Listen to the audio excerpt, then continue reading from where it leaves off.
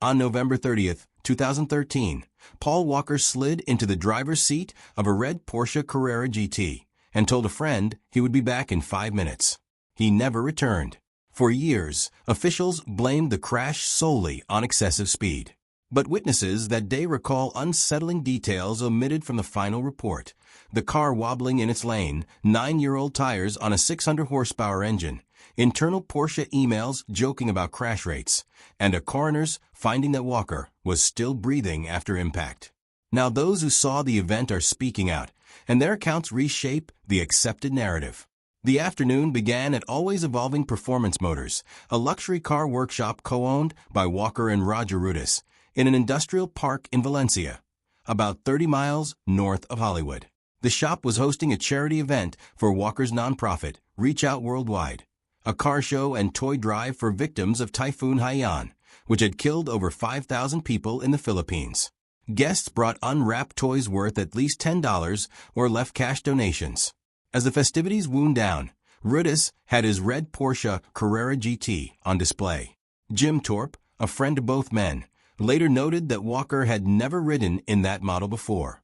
An anonymous witness told The Hollywood Reporter that the Porsche had been stalling as Rudis tried to back it into the garage. Someone, possibly Roger, said, "Why is the car stalling? Let's take it around the block." That small idea proved fatal. Walker climbed into the passenger seat and told Torp he would return in 5 minutes to sign autographs. Rudis didn't roar off. He pulled out carefully because people were nearby. He drove east on Hercules Street, a wide 5-lane road that narrows into a curve where the speed limit drops to about 15 miles per hour. What happened next never received a clear explanation. Somewhere along that stretch, Rudis accelerated to between 80 and 93 miles per hour, roughly double the posted 45 miles per hour limit. The LA County Coroner's report estimated over 100 miles per hour. An unidentified female witness told investigators she saw the Porsche jiggling in its lane just before the crash, as if the driver was shaking the steering wheel and the car was already becoming unstable. Then everything happened fast. The vehicle spun and veered southeast.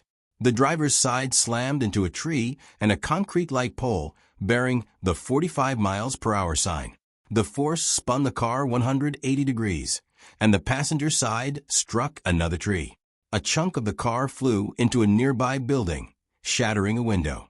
CNN obtained security footage showing the pole and tree falling at impact. Within 60 seconds, faint black smoke rose. 2 minutes later, it became a thick, dark plume. TMZ released rooftop video showing the collision, followed by a fireball. Back at the charity event, only a few hundred yards away, the sound carried clearly. Friends and shop employees were first to reach the wreckage.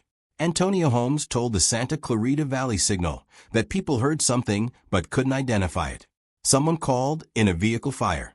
They ran, grabbed extinguishers, and rushed toward the smoke, but the car was already fully engulfed. Holmes said they tried anyway, burning through extinguishers while the flames kept winning. Jim Torp described the noise to CNN as a big bang he couldn't immediately place, maybe a tire blowing. His son Brandon, 28, led about 20 workers up the hill with an extinguisher, but the fire was 15 to 20 feet high. They could do nothing. A friend known only as Zen ran to the front of the car and tried to pull Walker out with his bare hands, but deputies pushed him back. Then came a heartbreaking moment. Rudis's young son arrived before anyone could stop him. He didn't realize it was his father until he saw the car. Firefighters pulled the boy away. Back at the shop, shock spread. A blue BMW pulled into the lot, the driver yelling about a crash. Everyone grabbed extinguishers. A couple in a nearby parking lot filmed the wreck, thinking it was a movie. They didn't know it was Paul or Roger. The 911 call came around 3:41 p.m., 6 minutes after impact. Sheriff's deputies found the car fully on fire.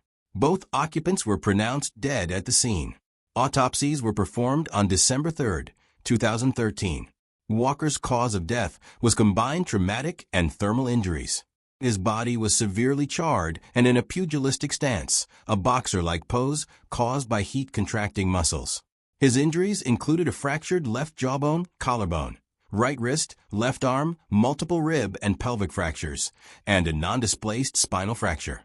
His trachea contained scant soot, indicating he took at least a few breaths after impact before the fire consumed the cabin. That later became central to his daughter Meadows' lawsuit, which claimed he survived for about 80 seconds, trapped by a defective seatbelt. Rudis died instantly from multiple traumatic injuries, including atlanto-occipital dislocation, head separated from spine, skull hinge fracture with exposed brain, brain stem laceration, and rib fractures that punctured both lungs. He had no fire-related injuries. Both bodies were identified using dental records. Fingerprints were unusable. Toxicology results released January 3, 2014, showed both men tested negative for alcohol, cocaine, marijuana, opiates, methamphetamine, and all other screened substances. Neither was impaired. The official investigation, led by the LA County Sheriff's Department with CHP support, lasted 4 months. On March 25, 2014, Commander Mike Parker announced the cause: unsafe speed for roadway conditions. Key findings included a speed estimate of 80 to 93 miles per hour in a 45 miles per hour zone, no drag racing or second vehicle, no mechanical failure, no drugs or alcohol, seat belts worn, airbags deployed. Surveillance footage and onboard computer data were used, with assistance from Porsche engineers and Michelin. Porsche responded that dangerous driving caused the crash, noted the car had been altered and poorly maintained, and stood by the Carrera GT.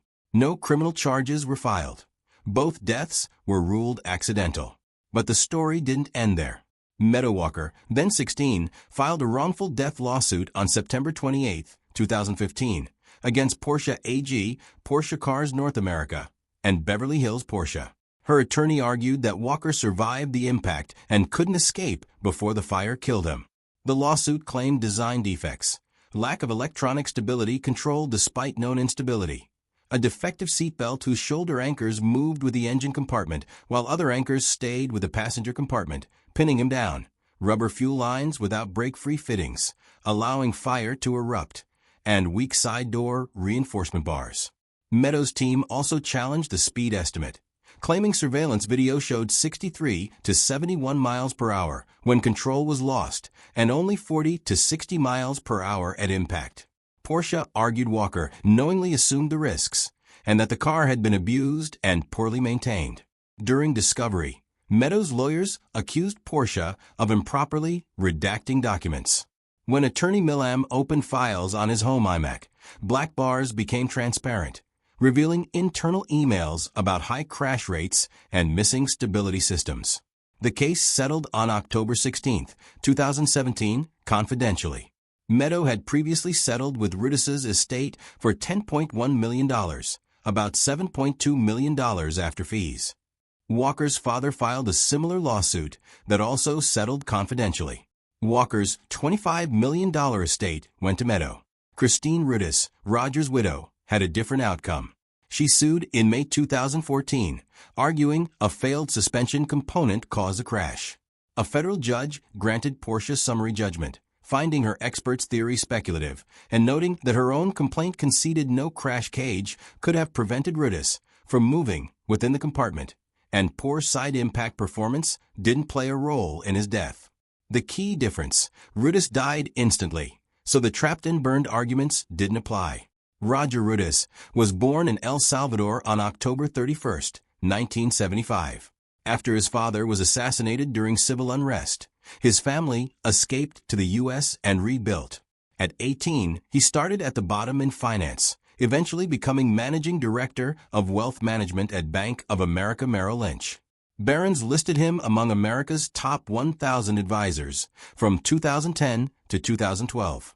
He was also a racing driver, competing in the Pirelli World Challenge, earning 6 podiums, winning 2 races, finishing second in the Porsche Drivers' Cup Series in 2012, and racing alongside Walker in the 25 Hours of Thunderhill.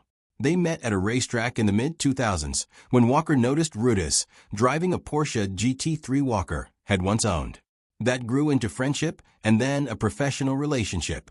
Rudis became Walker's financial advisor in 2007, helping reorganize his portfolio. They co-founded Always Evolving, served together on Reach Out Worldwide's board, and Rudis created his own foundation for widows and orphans in El Salvador. He was married to Christine and had 2 children. The internet spawned conspiracy theories, connecting Walker to the Clinton Foundation and crimes in Haiti. PolitiFact rated Pants on Fire, a drone strike. InfoWars called it baseless, a fake death using an image from Into the Blue. Snopes showed it would require hundreds of co-conspirators. The 4-month investigation involved the Sheriff's Department, CHP, mechanical inspection, data from 3 onboard recorders, Porsche and Michelin engineers, toxicology, and 2 autopsies with multiple surveillance angles. Everything pointed to the same conclusion. 2 friends took a fast drive in a powerful car with compromised tires at twice the speed limit, and a curve came at the wrong moment. Meanwhile, Hollywood had a film to finish. Walker had completed about 85% of his scenes for Furious 7. Universal paused production, but the cast chose to continue. The script was rewritten so Brian O'Connor would retire instead of dying. Walker's brothers, Cody, 25, and Caleb, 36, served as body doubles in Abu Dhabi and other locations. Neither had acted before, so director James Wan brought in an acting coach. Weta Digital mapped Paul's face onto the doubles, creating about 350 additional shots, 90 from archived footage, 260 with CGI face replacement. The CGI cost around $50 million, pushing the total budget near $250 million. The final scene shows Dom and Brian's families at a beach. Dom tries to leave without goodbye, but Brian follows him. They pull up at a fork in the road, share a last look, and drive separate paths while See You Again plays. The screen fades to white with the words for Paul. The song spent 12 weeks at #1 on the Billboard Hot 100 and was certified 11 times platinum. Furious 7 earned over $1.515 billion worldwide. Meadow Walker was 15 when her father died. Born November 4, 1998, she moved from Hawaii to California to live with Paul in 2011. He left her his entire $25 million estate. On what would have been his 42nd birthday, September 12, 2015, she launched the Paul Walker Foundation, focusing on marine science education, ocean and wildlife conservation, and scholarships for ocean leaders of tomorrow. She said she kept coming back to what he loved: the ocean, rescuing animals, helping people, and spontaneous goodwill. The foundation partners with the Monterey Bay Aquarium and Jean-Michel Cousteau's Ocean Future Society, with Meadow as CEO. Walker's Reach Out Worldwide was among the first relief teams to reach the Philippines after Typhoon Haiyan. Spokesman J.D. Dorfman said, "Some people play a hero, but Paul was a hero." In Chile, the town of Pelaju named a street after Walker to thank him for his help after their 2010 earthquake.